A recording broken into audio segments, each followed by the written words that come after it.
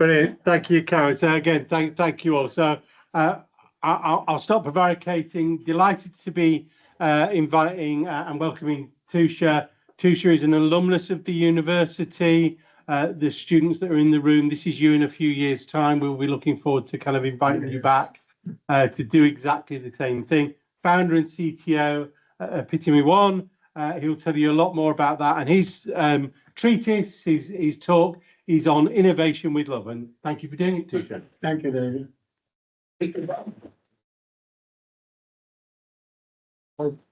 Thank you very much for staying here and listening to me.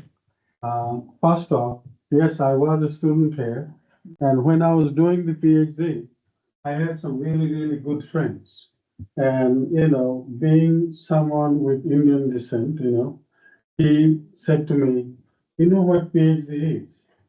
And I thought, well, PhD is really about research and, providing something to everyone. So he said, no, PhD, it stands for Pira Hua Dimag. By the time you finish, you will lose your mind, and that will be the end of it. And I kind of started to feel that even when I was midway doing the PhD. But, my journey started right here. But I think when it comes to innovation, I really started when I was little. So I'll give you guys two stories, one from my personal side of it, and then I'll share something from my professional side. I intentionally didn't put anything like an agenda, that this is what we're going to talk. So we're going to go through it. I would like you all to ask me questions. You can stop me anytime if you don't understand my accent. I have India, I have the UK, I have US, and I have many other countries that I learned from. And yesterday I made a mistake telling, Iran and everybody else my personal story and learning Spanish. So I'm not going to go there. But let's start. So my talk is about the innovation with love. You all might think what love is all about and why would I even bother bringing it into innovation?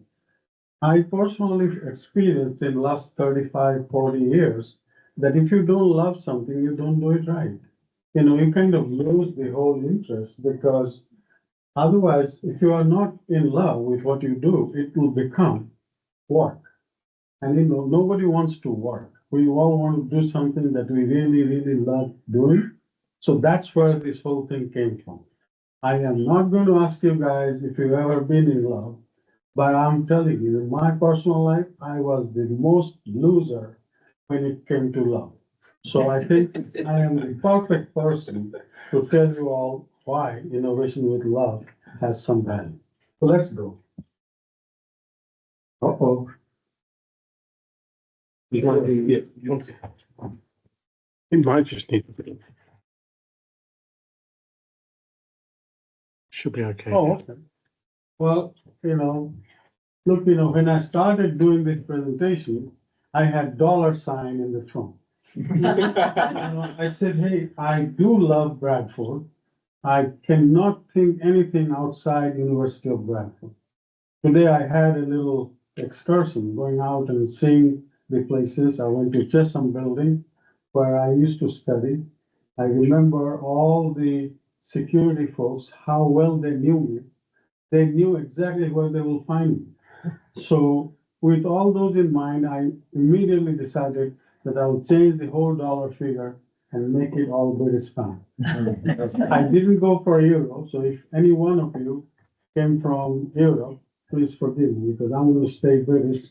That's what it is, okay? So my thought was, why are we having this conversation? And to be very honest, I don't want to say that I've done everything. I've done just about this bit so far. I still have this much still to cover and learn. But when I did some research, I found that there are about 2.5 trillion British pounds we spend on innovation. And that's really the figure from Gartner, one of the research analyst group out in the US. And when I looked at that, I said, well, what exactly is not working then? And I realized that most of the investment really goes in different parts of innovation, but they don't really produce what we all come to do. And you will see like, almost like 94, 95% of leaders, they're all frustrated that how come we're not being able to produce or generate what we came here for. And then the frustration also goes in business. You know it very well that they always look at the profit. How much money did we make from going into doing something specific? And I found that that was also really low. So I started thinking, what are we really missing? Is there something that we not do? Now, being in business, I started at one point, well, in my beginning professional life, I was just a software engineer. And yes, I had a PhD, so I had the luxury to ask my boss that how come I'm just a software engineer? Immediately he put a senior right in front of me. And you know how I am, I'll tell you a little bit. I immediately asked him, so are you gonna give me a little more money? If I'm gonna do business, I might as well have some good money coming in. And so he said, well, that's not a problem at all. So that's how I always thought that there has to be something from the business point of view to make us more professional. And then when you go in and you start with your, innovation, you feel that perhaps there is something that gives me back a lot more than what I invested on. So I started with that, and I really started looking more. This is where my research comes in, the mindset. My days in Bradford, it was not just studying here in the university. I knew a lot more people around the university. I knew people, those who had nothing to do with university. But one thing that kept me going is I used to research where you come from, what you want to achieve, how do you achieve it. And I'm going to tell you all, my thought process was you don't need any education. You really need to figure out how you do that, and that's research.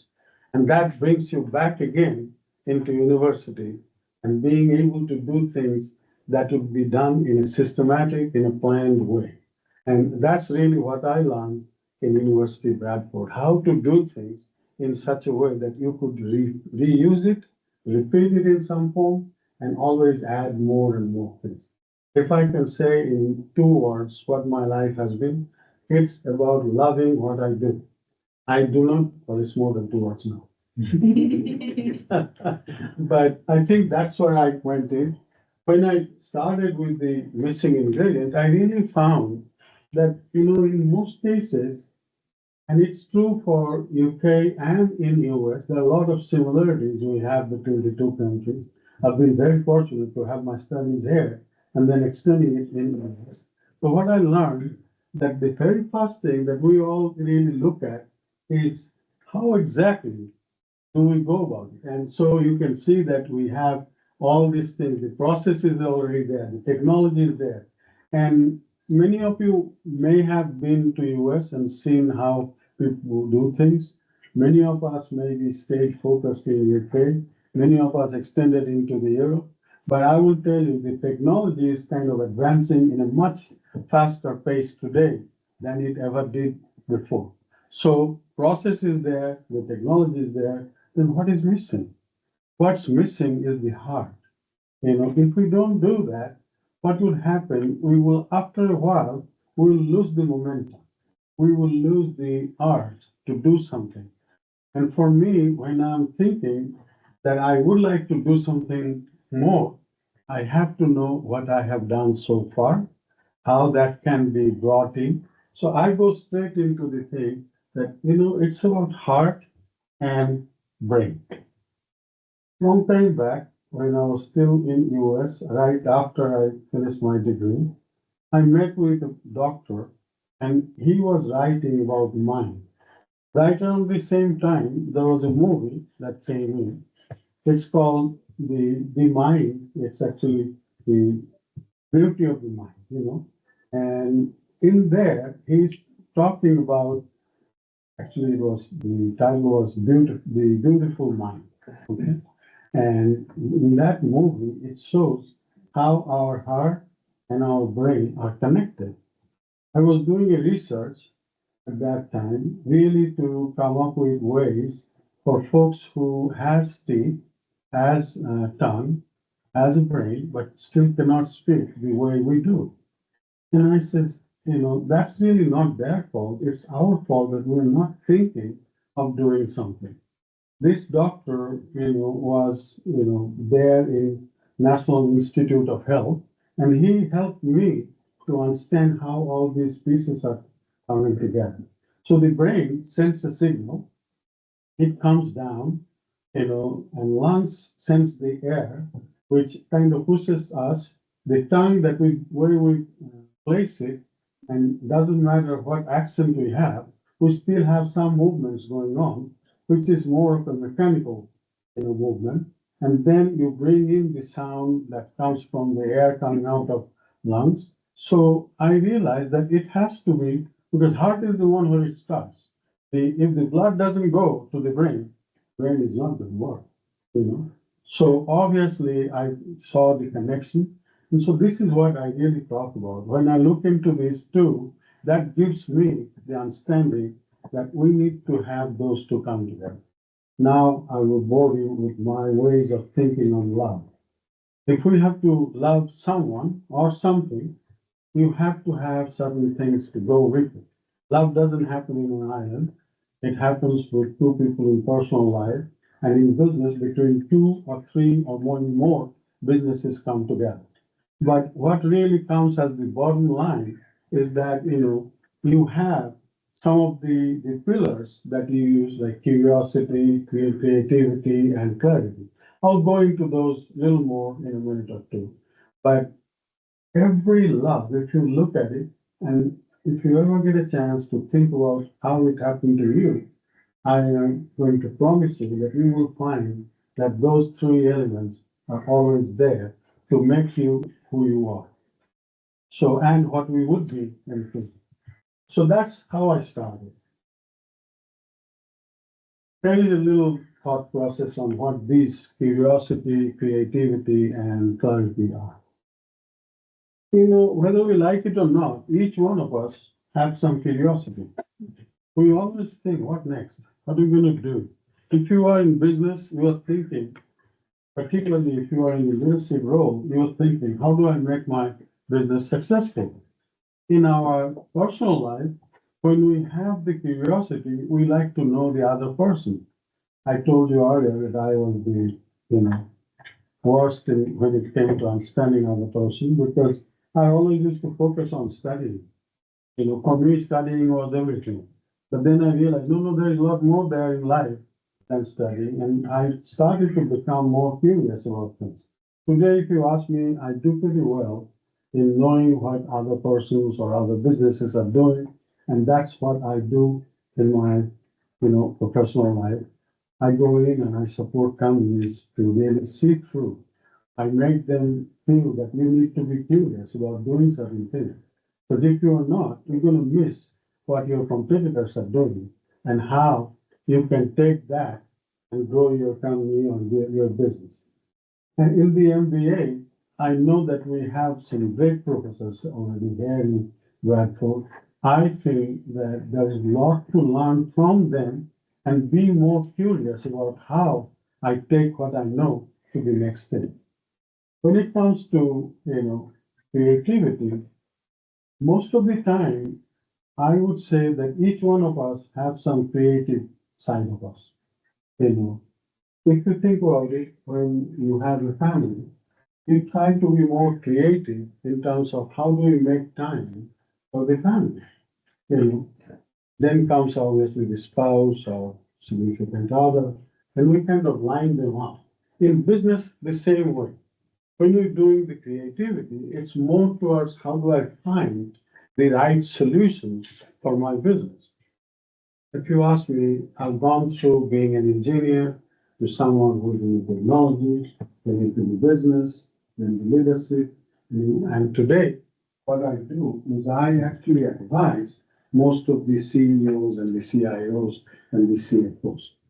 You can ask me, what do you know about finance? How could you support the CFOs? And for me, when I look at their problems, I always thinking, what could be a good solution? And most businesses, they don't really like you to tell them just one solution. They want you to tell them maybe one or two options. See which one would be good fit for them. There is something what we call market fit in business. It's really to figure out what I'm doing. How is that going to make me competitive? How is that going to make me someone who's really above the rest of the gang, kind of staying above the curve and things like that. So I started doing that. Then came the last one, which is clarity. Not necessarily all of them happens in any order. You could possibly be more creative than more curious, or maybe you would have a better clarity than the other two. For me, clarity actually provides the reason to have a good vision. Most small and mid-sized companies, they actually lack in that area to figure out what is going to be clear. And they end up doing a lot of different things and then finally bump into one that they start, really focusing on.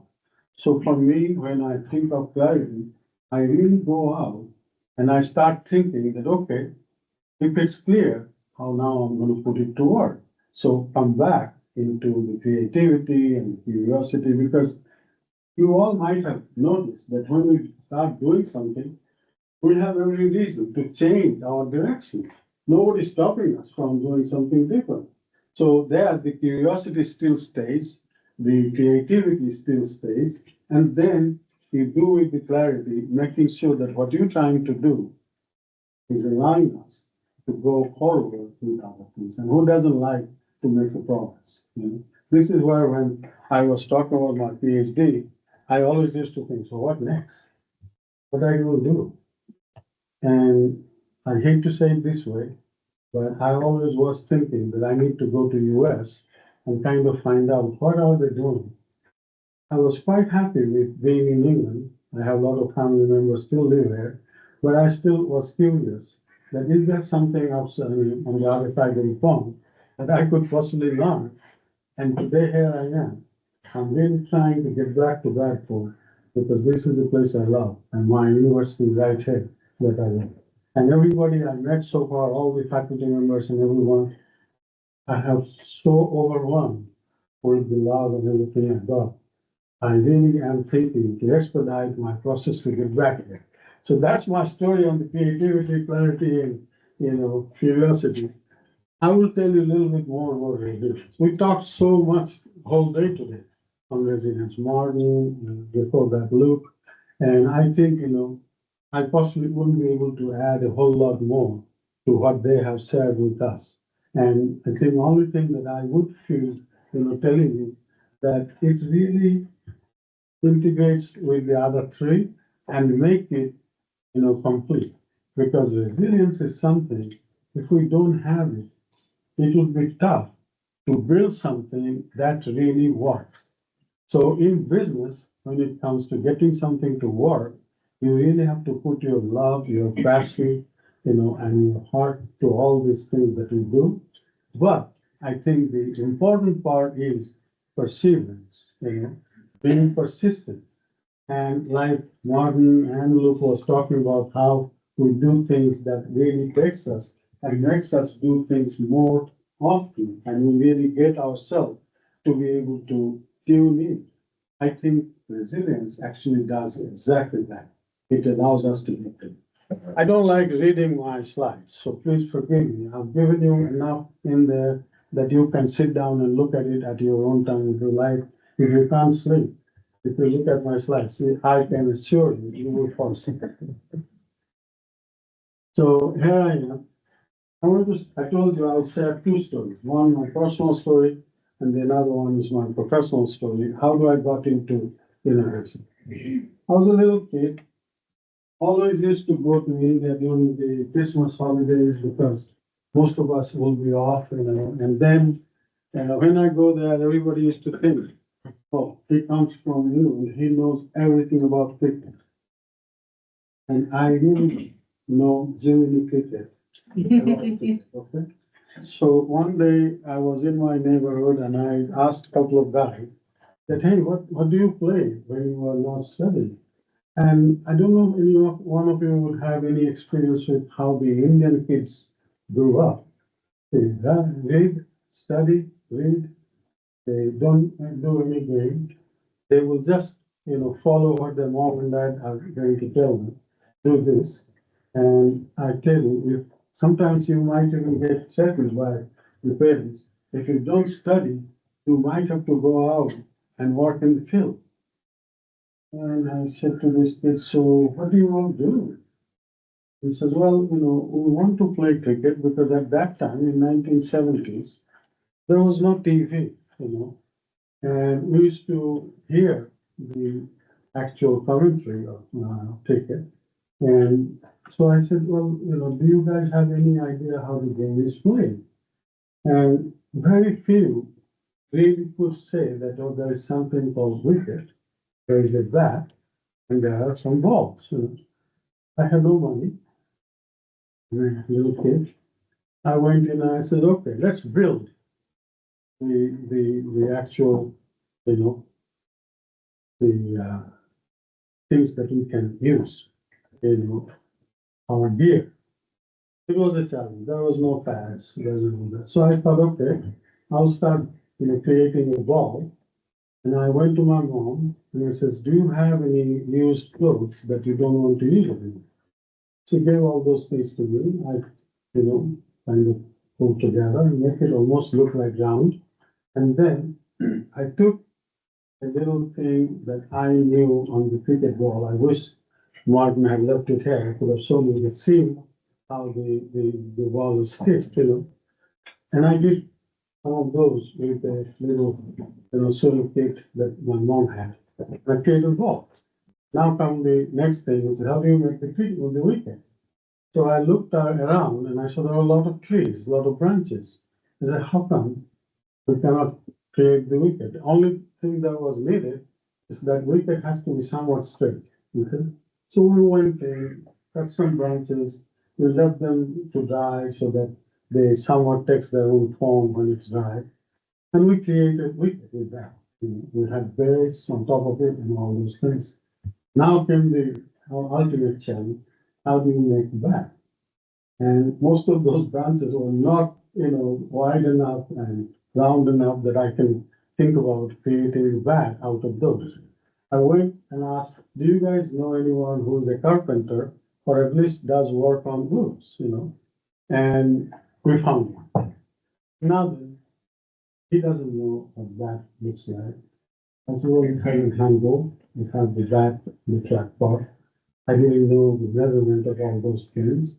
So I just came up with the idea that if it's like from your, ankle up, it goes down, so you can bend and you can hold the bat. So the actual thing was really looking into the handle, and we knew that if we make the handle a little bit bigger, anyone, even the little kids, could hold at any point of the handle.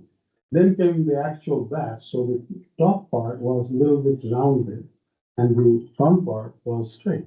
We created that and we started playing cricket. Within 3 days, we started playing cricket. By 6th day, I had my bowlers identified. I knew who was a good batsman. I knew who could be a good fielder, catches the ball and things like that. Well, it was not going to harm anyone, so it was an easy thing to do. After about 3 months, when the time to leave, we started thinking, what can we do with it? And at that point, the innovation took the next gear. And we started thinking that if we can make this game happening more regularly, perhaps that's going to make perfect sense for others. And it was not, at that time, it was not just a game. It was to get everyone involved, making sure that there is some sort of collaboration coming in. So now you might ask me, so what does the clarity, creativity, and curiosity has to do with it? See, in each stages, we actually were curious. We were also creative in terms of finding what would be useful. And the clarity was really picking someone or a two or three people who can provide that to the rest of the gang. Very quickly, there are other neighbors who came and who started seeing that we were playing it. At that time, Indian team was not that good. There was one gentleman who was a good batsman. His name was Sunil Gavaskar. Everybody knew him as a son. Young, really, short guy. And everybody wanted to be Sunil Gavaskar. And I said, so now go study and learn about them. There was no books available on cricket. But there was, at the same time, somebody published a book on Sunil Gavaskar who was playing in West Indies and how he was doing that. He had a century, a double century, or something like that. So they all got excited. I want to be a batsman like him. And there was a couple of, players who were actually into bowling. And so somebody said, oh, I want to be a bowler like Chandrasekhar. Okay, go do it. So that's how it all started. By the time I went back, and I'll get into the ROI part of it, and I'll tell you how that changed the whole thing. Now, moving from my personal side, I went to the professional line. I am so proud and so honored to say this, that it all started right here. This building wasn't there at that time, but I was here in the campus, and I was a pretty well-known figure. I was the worst student the university could have had. But I knew one thing, I knew all the people who worked here. The security folks, they used to know me because even after 11 o'clock, I will be right underneath the Chesham building. It has turned into something else now. There was a computer there and there was a typewriter because we used to type the thesis and things like that. And they would come in at 11 and they would open the door and say, oh, it's you. Okay, stay there. So that's how it started. Yes, that's the funny part of it. But after I graduated, within 5 days, I got a job offer from General Electric. It's one of the big companies in the US. I think they also had presence here at this time. It was called GEC, General Electric Company. In the US, they dropped the company part and it's just General Electric. I started working there. I got, opportunity to work in the NASA's operations, particularly ground systems. If you don't know what ground system is, it really takes the data from the satellite and sends some command up to the satellite. So that, when the telemetry data is coming in, the ground system kind of takes it and separates all the different users, those who will be using it, researchers, engineers, scientists, and even the folks who are doing the farming. They would go and take some remote sensing data to figure out what kind of weather is going to be in spring or in winter. So that project, we used to do it using mainframe. And I will go into that in a minute. But the other opportunities that I had, I was very fortunate to move from being just an engineer to someone who understands business. And I think that might be the turning point in my life. Once I got that going, Lockheed Martin, they actually were looking for a chief technology officer. It's nothing about technology. So I think this whole word, the chief technology officer, is all wrong. But it allowed me to talk to all the senior leaders, the CEO and others, and I managed to get a lot more involved in understanding the business. Then I came to MetLife. It's an insurance company based out of New York. They were actually buying a lot of different companies, and I was getting more into the merger and acquisition. I kind of worked with at least 7 companies by then. One of the big one I worked with was Sun Microsystems. It was actually, the founders, one gentleman, his name was Vinod Khosla, and the other gentleman is Scott McNeil. And I went in front of them and I said, what can we do differently? And immediately they said, why would we do it differently? And what do we want to do differently? And how is that going to change us? Around the same time, Java, the programming language, came in 1995. I was at NASA Ames in California. I went to my station chief and I said, why can't we use Java? And you know why I went in that route? When I was in Bradford, I studied something in parallel processing. It was transputers. Many people in US didn't even know what transputer was, let alone use it. Everybody laughed at me. Oh, okay, you want to use transputer. What is that going to do? You know, I'm going to do parallel processing. So, and then went into working on that. Moving into MetLife, I was into insurance companies. I looked at how the insurance works.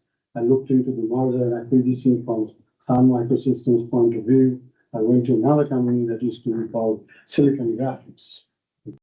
So I did all those things. I don't want to take full credit to myself. There are a lot of people who were involved. And the only thing I did is to really convince them that let's do something different. And that was my way of saying, let's innovate.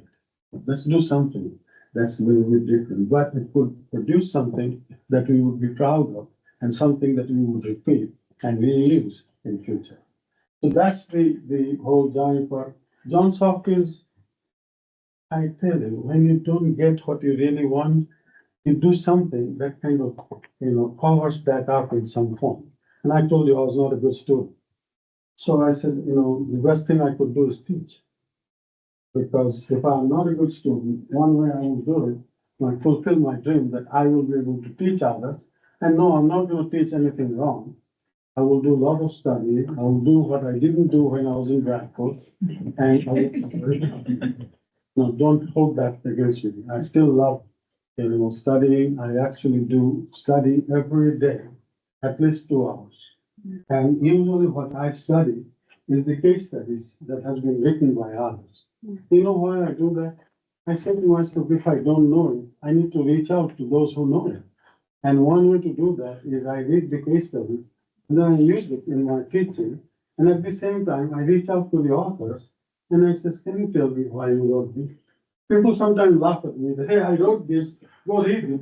Don't bother asking me why I did it. And I'm one of those idiots who will go out and ask them, okay, tell me why you wrote this article. What is your point? And sometimes they get really mad at me. They wrote some nasty emails. I keep them because I say to myself, that's my testament to see that I was really interested in learning something from these people. So Johns Hopkins, I've been teaching there for quite some time. In addition to Johns Hopkins, I go all over the world, including New South Wales and other places, and I teach 1 class or 2 class, just to get that fulfillment. I think if you ask me what I really am looking for, is to come into Bradford and maybe do some teaching and be able to learn from all the faculty members we have. I haven't met one that I would say, oh, this person was not good enough. I think they are actually a lot better than what they did with it. And I think, when it comes to Yvonne, I actually say to myself, my God, I will not be able to provide tea or scones to anybody in my class. So there you have it. Now, I think I. Sweet though with tea and scones. Oh, I enjoy it. Home baked English scones with jam. I And you're still alive. You had it last night, so I've not killed you all. Sorry to bring that up. No, she is wonderful. You're very welcome. This is my ground system. When I walked in there, I said to my station chief that, I think we could do better. And around the same time, NASA was starting its budget. Dan Golden, he was the administrator, and he decided that he doesn't want to spend millions and millions of dollars in building ground systems. We had 48 different missions running, mostly Earth observing satellites. And so I went in and I said, I learned about transputers, and there's a language that goes with it. It's called OCCAM, OCCAM. I wrote a bunch of articles on OCCAM because I had a professor here in computer science, Professor Alan Barnes. He wrote a book on OCCAM, and I was fascinated. I fell in love with him. That, oh, this is someone I can learn a lot from. And so I tried to, flex my muscle and said, okay, let me show you guys, the Americans, how we could reduce the cost of our ground system. Nothing against the Americans. Many of us are similar, not all of us. Not been going to my political days, okay?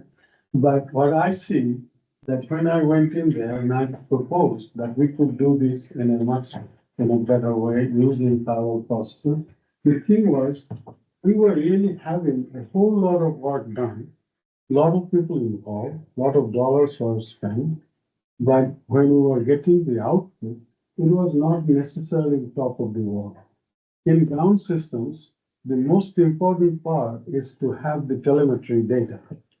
And telemetry data is something where the satellite sends some signals that it collected while it's revolving around the globe, around the Earth. And because I said it was an Earth observing satellite, EOS, that's all it was doing. Then there was a line of sight when you download some of the data, and then the rest of the time it will keep on collecting the data, and we will get it at a later point as a playback. That's something we did. I used an array of 16 transputers, and transputers is really, really low scale right now in 2025. But in 1990, it was really, really useful.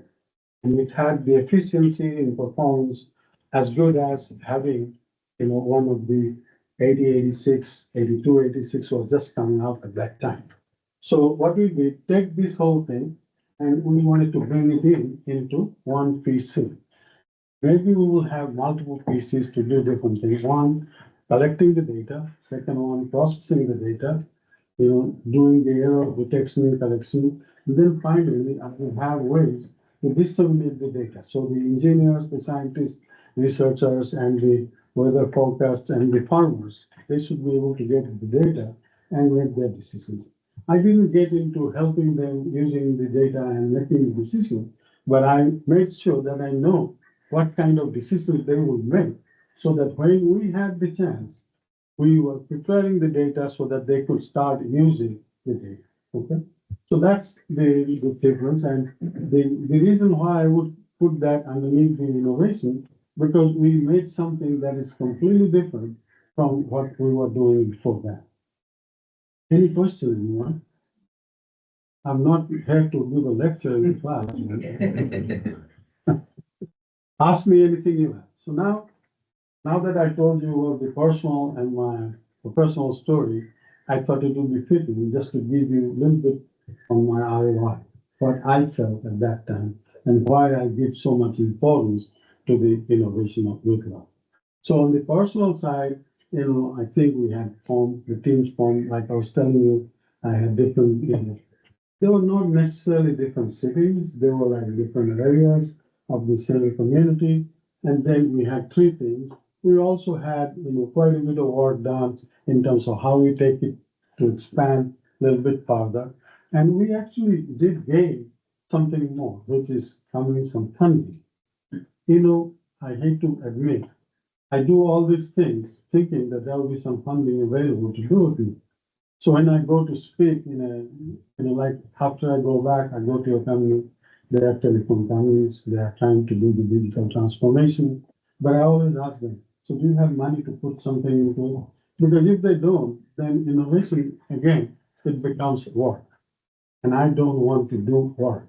I want to love what I do and see what value I can bring. So those things came in, we got a competition started. It was initially, at that time, it was just a regional thing, little things. Today, when we play T20, nobody knows what that is. It's like 40 overs game. Every team is playing that, and this decide who wins. We started something like that, and I'm telling you, 1990. Okay, and okay, play a short period of time, so we have enough time during the day to have both teams batted and bowled and things like that, and gain something. And we started that. It was the local community. They used to put money. I hate to say that, it almost sounded like they were gambling with the game. So I don't know that you will call that as an ROI of the love, but that's what it was. On the professional side, I actually managed to get, NASA's Performance Excellence Award for my team. It was a lot of fun. We went in there, and Dan Golden was giving us the award. And then when he was doing that, I met my CEO of General Electric, Dr. Jack Welch. I made some mistakes. I will not go into that one, but I really fell in love with his way of doing things. He used to be known as Neutron Jack, you know. His eyes always used to twinkle, and he's always thinking of what next, you know. So when I proposed that, I can do some of these things, he actually, gave me a job, chief technology strategist, where I used to go fly on, corporate jet. Good life. And that's what I made the mistake. And I'm not gonna go there. So now with this, things that we did, we managed to get more engagement for General Electric. And we had ways to support other small companies. I told you guys earlier that I was involved into merger and acquisition. This is why it actually started in General Electric. Dr. Welch had a thought process that if you can't beat them, you just join them. And for him, small businesses were most powerful and most efficient companies that were. We had a lot of mergers that we tried forcefully to bring them into the. One company I can tell you, they won't mind, Honeywell. It was forceful. I was, in those meetings. Oh my God. The CEOs, if you ever wanted to see the cat fight, you should have seen them. So that was things, but we managed to get a lot more engagements. We also made the team to be a lot stronger, bring certain technologies to it, and things like that. Moving on, I wanted to tell you how I envision what innovation is. It's almost like a tree. You need to have good roots. You need to be able to have the trunk, which can hold the tree. And then you have to have a lot of these leaves that provides the actual oxygen from the tree, right?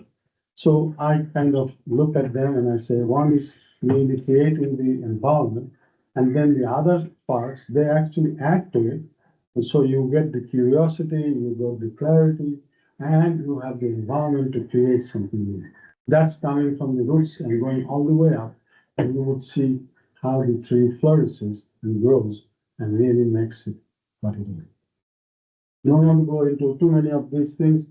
I also believe that all of us, and yes, I did say you, but all of us have the responsibility as a leader to be able to take that thought process and do something. We need to take actions, and we need to be able to do something to have that change happen. And a tree, the root provides that environment. The leaves, as they grow, they brings the clarity to the whole picture. And then the trunk obviously gets bigger every time the new branches and everything comes up. This one, the curiosity, it's almost like, growing your own plants. I actually feel that we have to be more like a gardener who can, really water the plants, let them grow and be able to flourish. Not like a mechanic. We're not someone who's going to do something, put a step and processes together. Already there. The processes already exist in some form. Yeah, we might have to tweak them, but that's not necessarily true that we have to come up with completely new set of processes. Okay.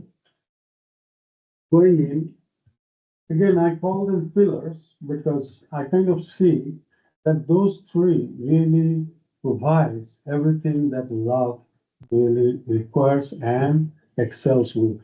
So this is the second one, which is the creativity. Also, I've done a lot of work on intuition. I was telling you all about the experience I had with this doctor who actually was telling how beautiful the mind is. But the mind could be even destructive. So the thing that separates from destructive to something creative is the intuition.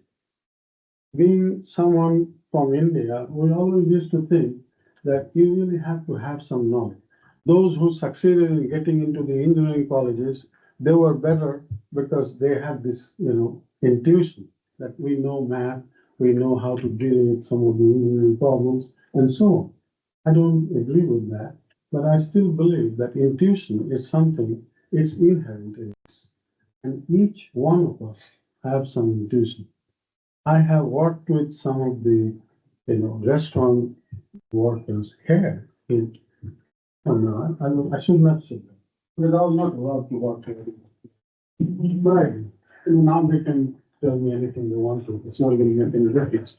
But anyway, when I was working there, I used to see how creative and how intuitive they are.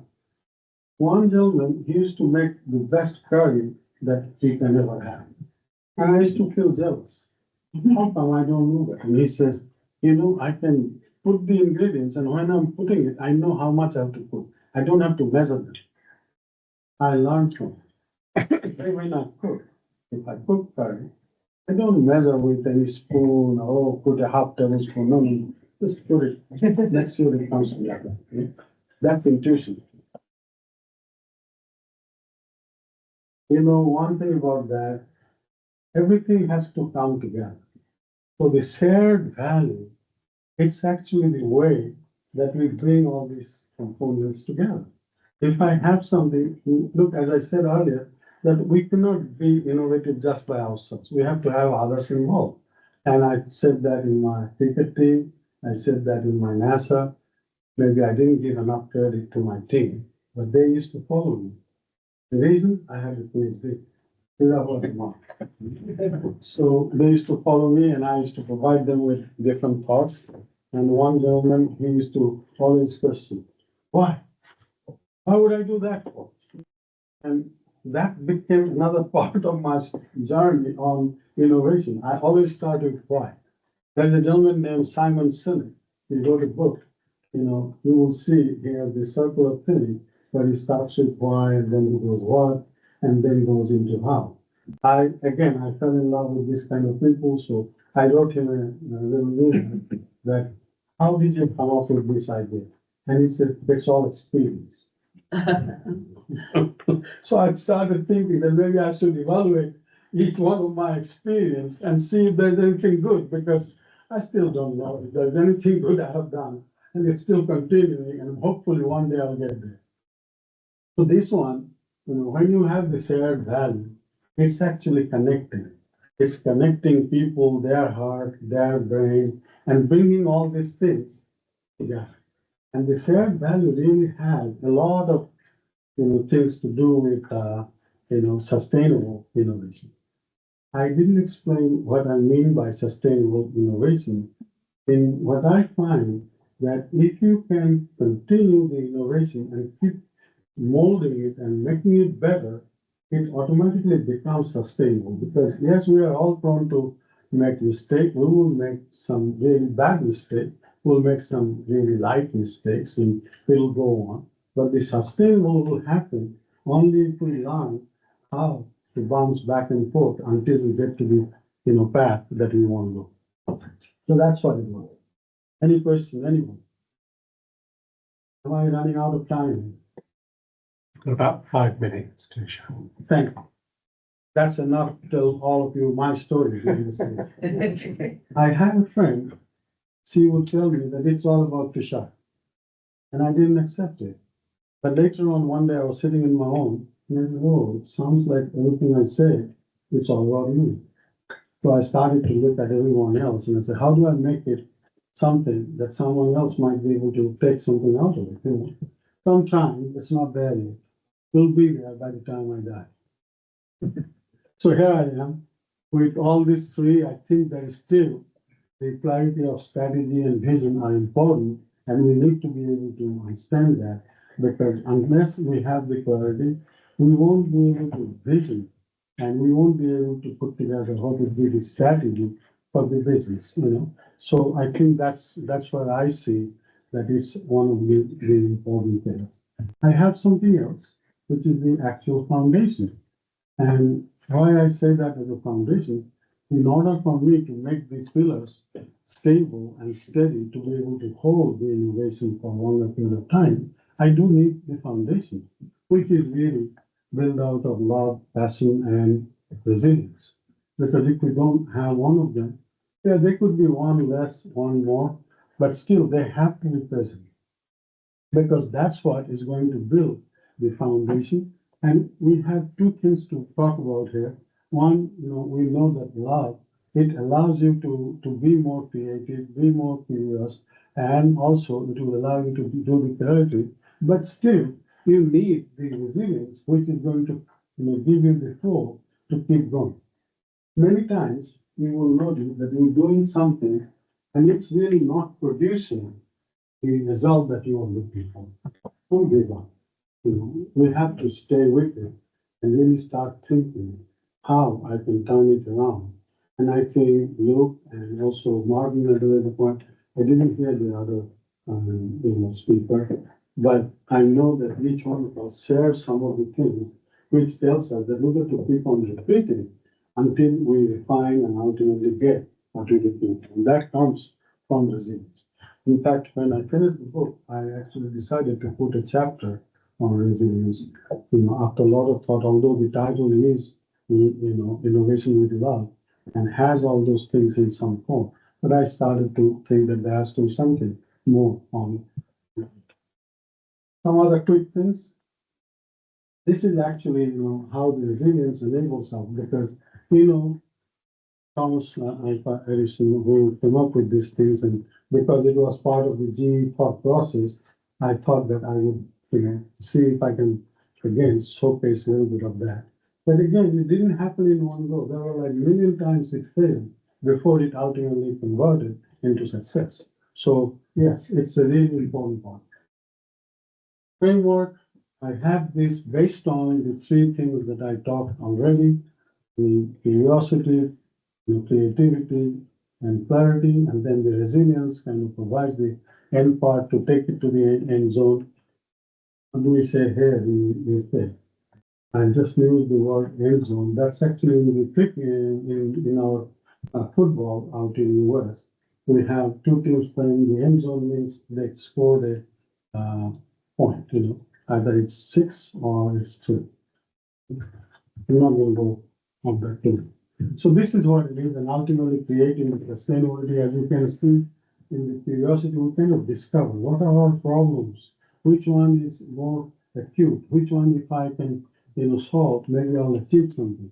Then go into the creativity, just allow the mind to go out of the box and be able to start thinking how that would be of value. So there is a lot of imagination. In GE, I created a little lab. I called it Imagination Lab. As to bring in people and say, go out, think about what you feel. And my boss will ask me, you spend how much? I says, oh, you will get it back, don't you? We never did. But we produced some really, really good imaginative solutions. They were not immediately, actionable, but ultimately we used each one of them. Third one is the clarity. That's when you start defining.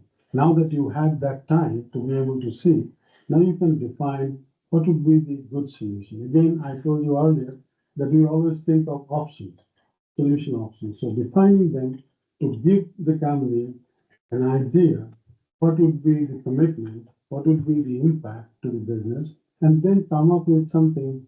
I actually came up with something like investment management plan.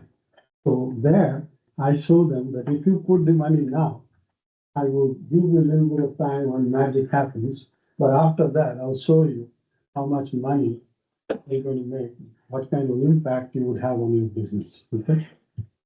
Last part, the resilience, it's actually allowing us to sustain in what we do. At the end of my presentation, I have few backup slides. And if you guys have time, you can look at it. I'm not going to go into that one as much right now.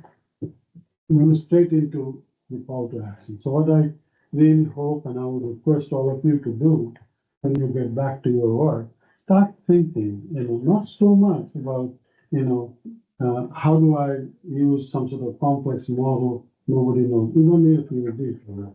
I think now we have something called DBA here. That would be better suited for thinking in that line than doing a PhD. Yeah, PhD was the research and I did it. So I will say that. I think, really start thinking and asking yourself, why are we going to do it? And this is what, really came from my experience with Simon and others in the industry. It's just not me alone saying this to you. It's actually really coming from my little experience working with others who are really the visionary, and they have practiced it and they found it valuable. Then, if you have all these things, you really have to learn how to unlock the passion. The thing that I learned from my personal, love experiences, I told you how failure I was, but those failures were not failures. Those actually taught me how to become successful one day.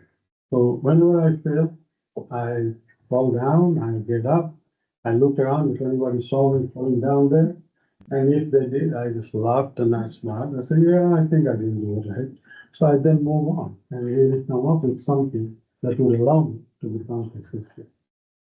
So that's where my whole thought process that we need to recognize the innovation in development. I wanted to, really dedicate my time here to two of my greatest professors. They were not just my professors, they were my mentors. They were almost like my father, and you can see the smile. I know Professor Miller passed away in 23. I don't know where Professor Barnett is, but he taught me mathematical control. And Professor Milroy was our chair, and later on he was the Dean of Engineering. And what I learned from both of those two gentlemen and great personalities, they were truly the visionaries, but they were also so much innovative in their own way. And I most remember that anytime I met them, I would never hear, no, I don't have time. They would make time. And as I said, I was not a good student. But when I walked into their offices, they used to hear me and say, that's a brilliant idea. Why don't you try it? Now, if you're studying mathematical control, there are two types of control systems, linear and nonlinear. And Professor Barnett used to teach us, linear part of it, a lot of equations. And as bad as a student I was, one thing I was good at, taking good notes. There was a time all my cohorts, they would take all my class notes, and I have nothing. So I was really happy. Okay, give me more. Right before the exam, I'll read what they taught me. And I used to know that if I write something, most likely my professors are not going to go out, it's all crap. There's nothing useful here. I used to just go in and work with them. I had many other professors. As I said earlier, I always knew how to get close to my professors and everybody I worked with. In the department, we had people who were not necessarily professors, but I used to go to them if I had problems. And to me, when you do innovation with love, you can't have the ego. I had ego at one point. Today, I really don't need it anymore. I find that, what am I going to do with having ego? I might as well, I submit, I'm just surrendering.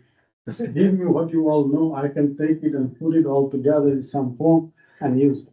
So that's the reason I actually thought that I'll share with you my little thing about professors.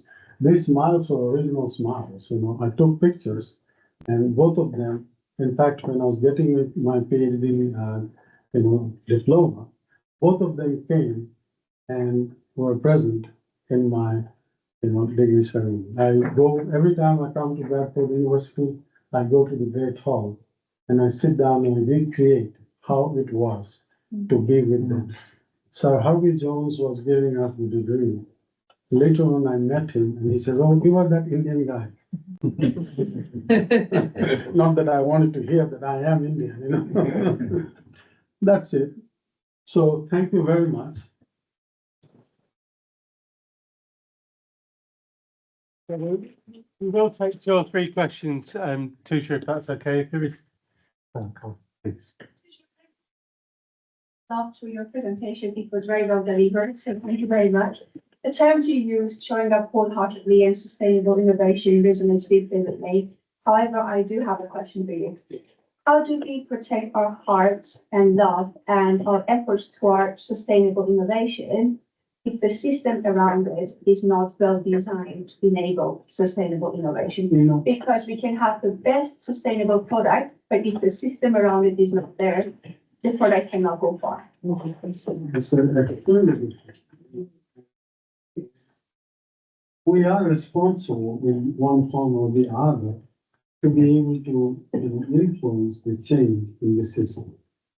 Not always it goes in our favor, but one thing that I have learned, particularly my experience in GE, MetLife story I didn't tell you guys, but when I went there, the company was just getting ready to go IPO.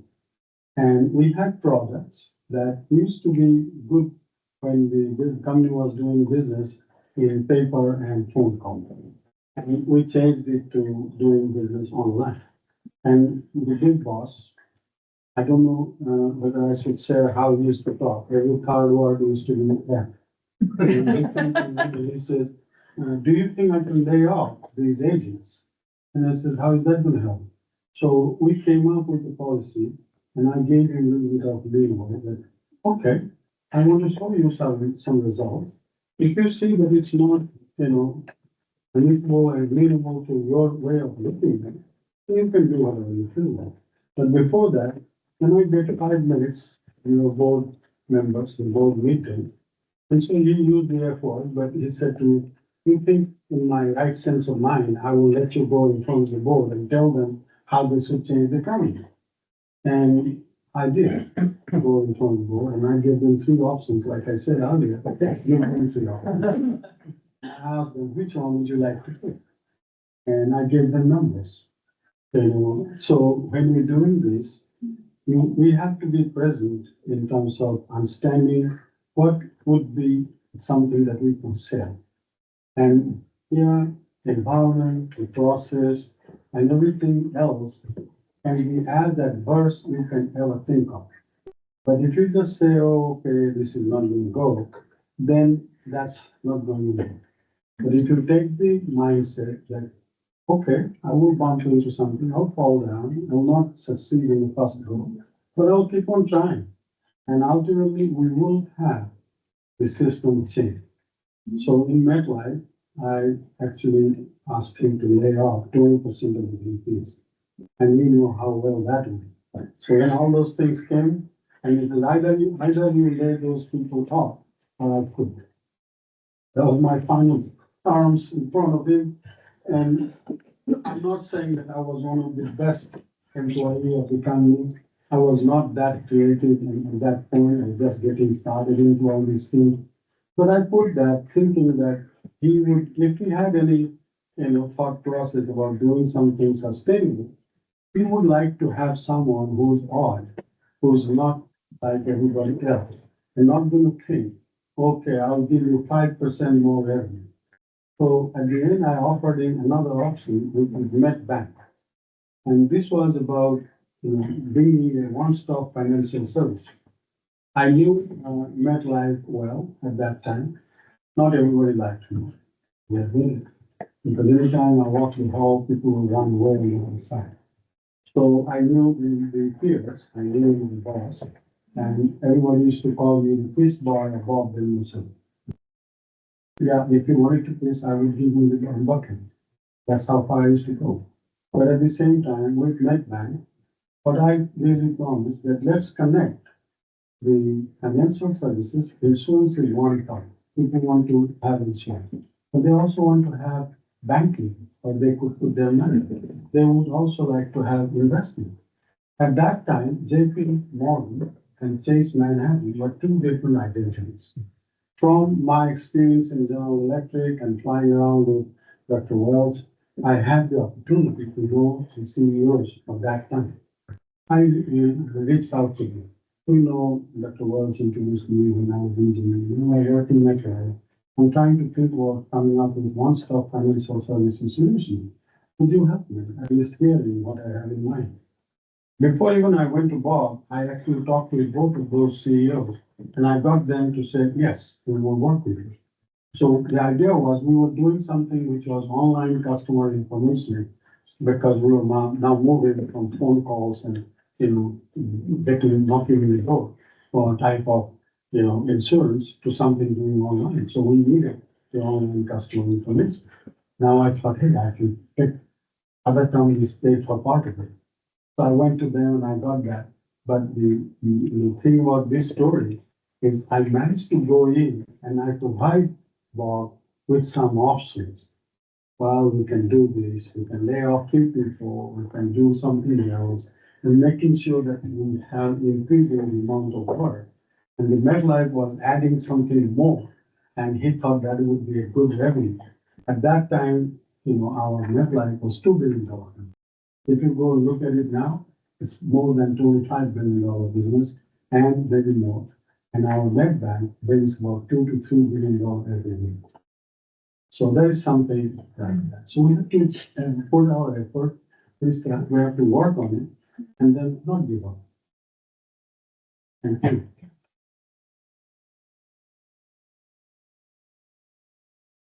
Just so you all know, the book is not out, okay? It's not going to be out before May because the way I'm traveling, there is no way to finish it.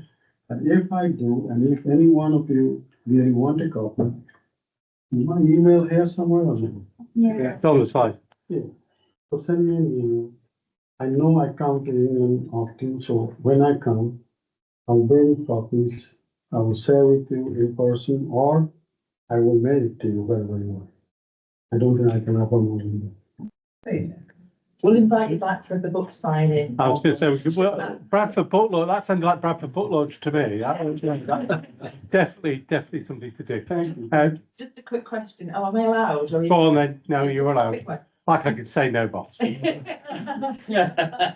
lose our job. Tushar, that was really, really informative. You talked about doing things differently. How did you manage to persuade them? Because you must have had some CEOs of senior management said, no, we're definitely not. And there's too many barriers. Have you got an example where you obviously succeeded, but you're trying to get them to think differently? I will go back to my MetLife.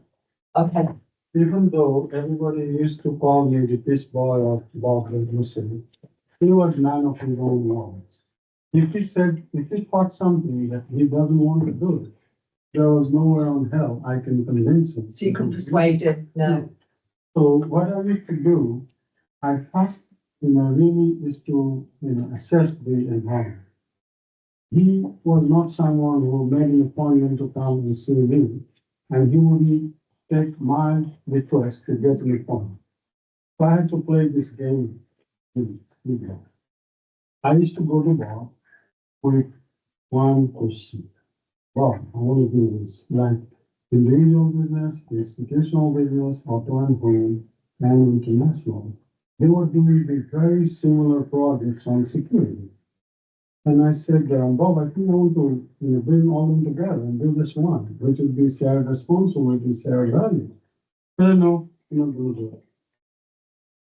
And he came back. He came back to my room and I said, well, how do I convince him? I went second time.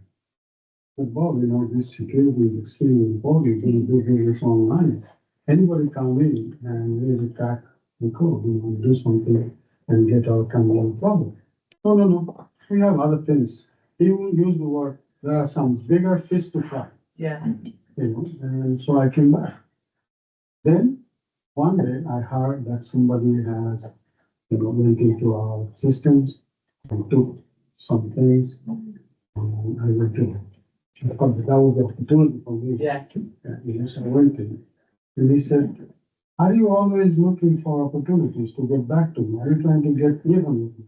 Of course, he had the F word on the front wall. And I said, Bob, if I do something wrong, I know it's going to affect my family. And most likely, he will not have me here after that. So I'm very careful what I ask for. But what I want is something that will be good for the family. Something that will give you more money. We used to really adamantly disagree that he needed more money.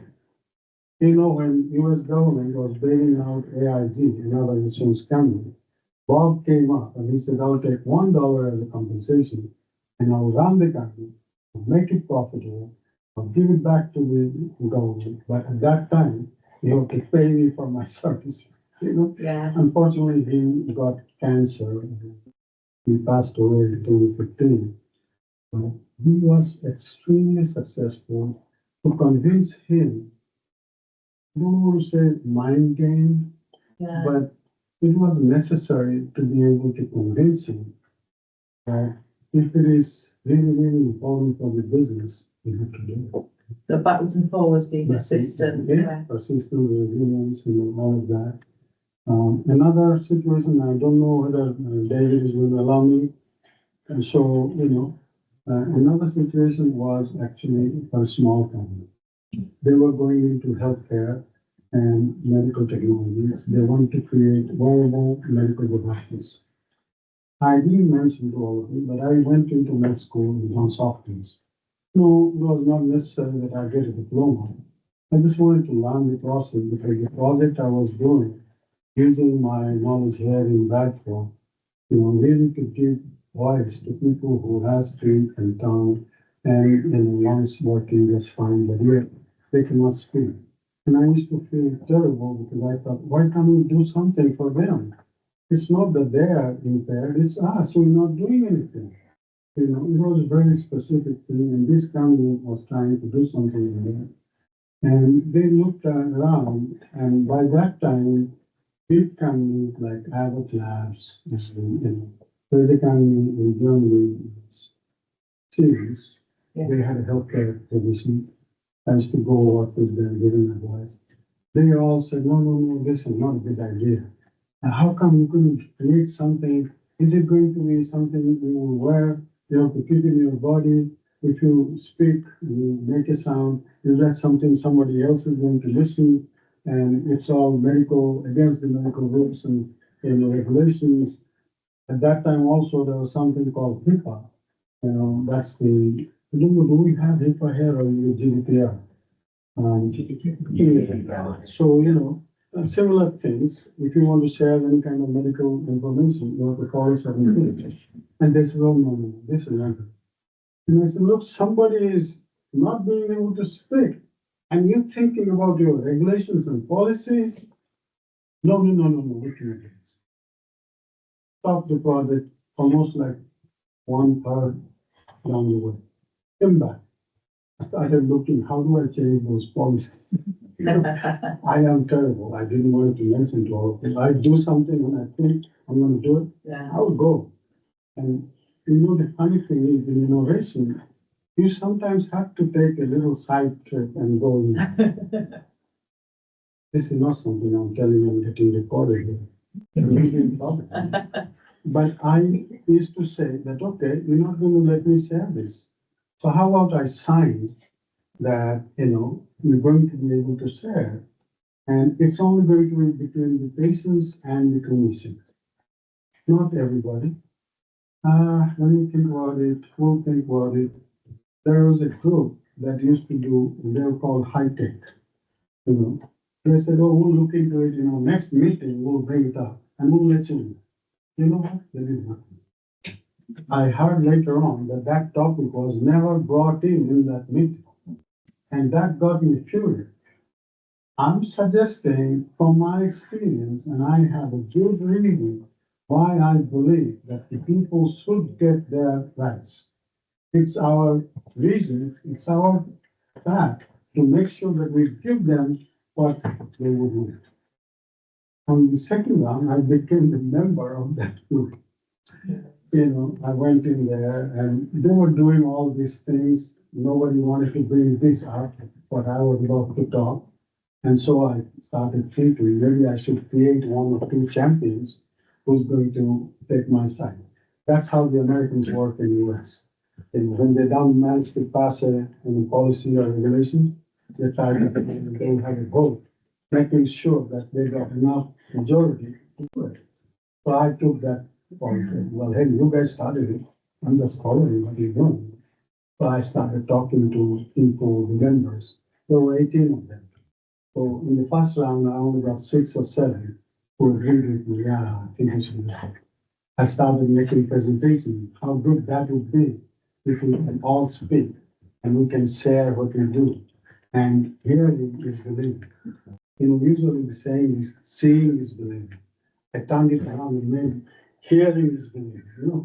So once we started that, I got 12 people, and very soon I got about 15. And I went in front of the team I said, I have a proposal. I want to do it. I want to have this sharing thing going. Can you guys agree with me? So this, I knew that they're going to say yes, not raising hand like, oh, Luke asking me, but they all agreed. I managed to get it passed through that, and the project continues. So that's another story. Fantastic.